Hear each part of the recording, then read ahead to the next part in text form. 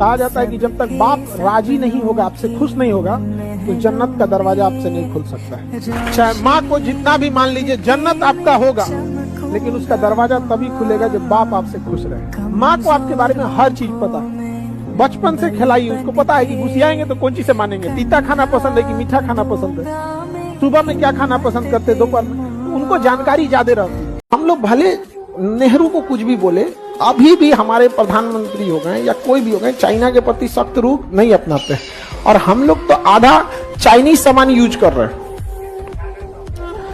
कि नहीं कर रहे हैं।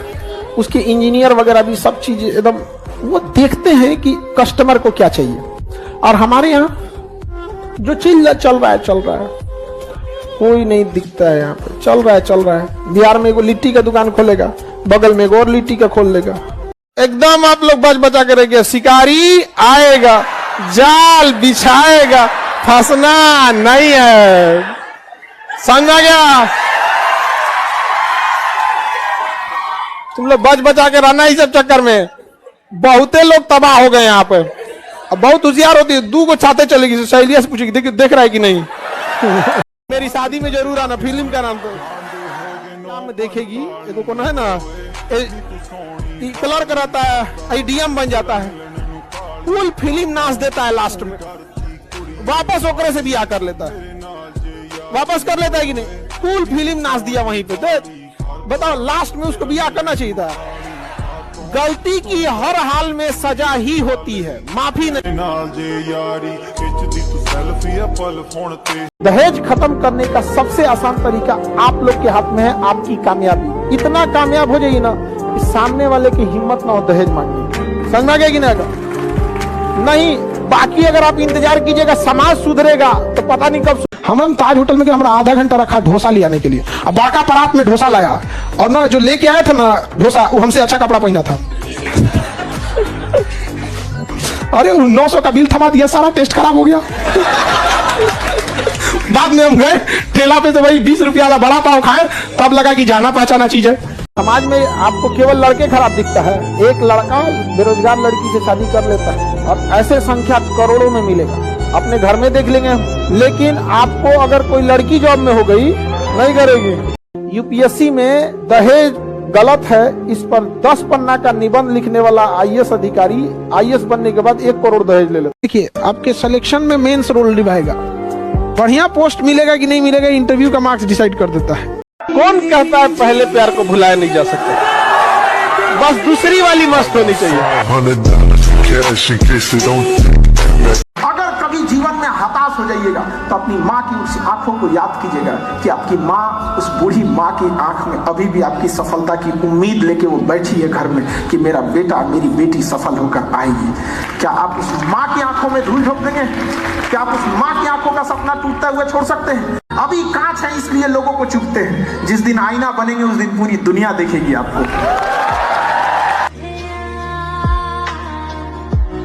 हम लोग में क्या है, आज के युवाओं में भाषा थोड़ा सा ध्यान से समझिए। हम 3 साल में बोलना सीख जाते हैं और जिंदगी भर लग जाता है ये सीखने की बोलना क्या है।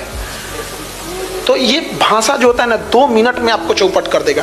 यंग जनरेशन में ना फटाफट लड़ाई झगड़ा कर देते हैं। याद रखिएगा, आप किसी से एक बार अगर उतावला होकर बोल देते हैं ना, जिंदगी भर के लिए बंद हो गया रास्ता आप उससे प्रेम से बात करने का।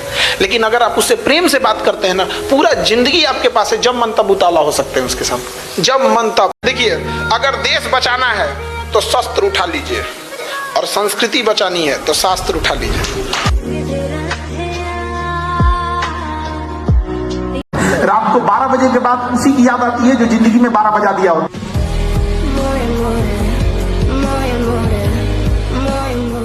याद रखिएगा, जिंदगी एक कलम की तरह है, एक कलम की तरह है। इससे पहले कि इसकी स्याही खत्म हो जाए, एक कहानी लिख दीजिए कि आने वाली पीढ़ियां उस कहानी को पढ़कर दोहराए। यहाँ पर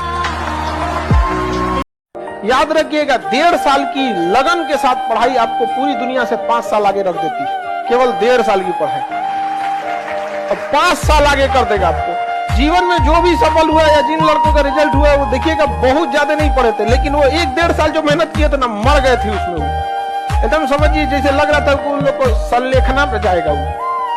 तो 1 से 1.5 साल का पूरी लगन के साथ मेहनत आपको सबसे आगे कर देगा। समझ में आ गया? एक समय ऐसा आएगा ना कि जब आपके पास 6 आएगा लेकिन उसकी कोई जरूरत नहीं रहेगी, फिर उसमें आपको कम की जरूरत रहती है। कभी कभी ऐसा होता है ना लूडो में कि हाँ 2 आएगा तो हम पास हो जाएंगे, बट उससे ज्यादा आ जाता है। जिंदगी में भी एक दौर ऐसा आएगा ना जब इंसान के लिए पैसे वैसे की कोई महत्व नहीं रह जाएगी यहाँ पर, फिर इंसान सुकून शांति ढूंढने लगता है।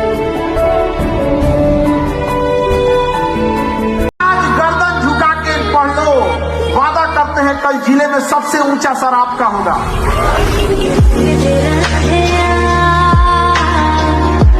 हम लोग जब लूडो खेलते हैं ना तो उम्मीद करते हैं 6 आएगा, लेकिन एक भी आता है ना तो चलना पड़ता है। जिंदगी में भी यही होता है, उम्मीदें बहुत होती हैं, थोड़ा भी मिलता है तो चलना पड़ता है हम लोग को।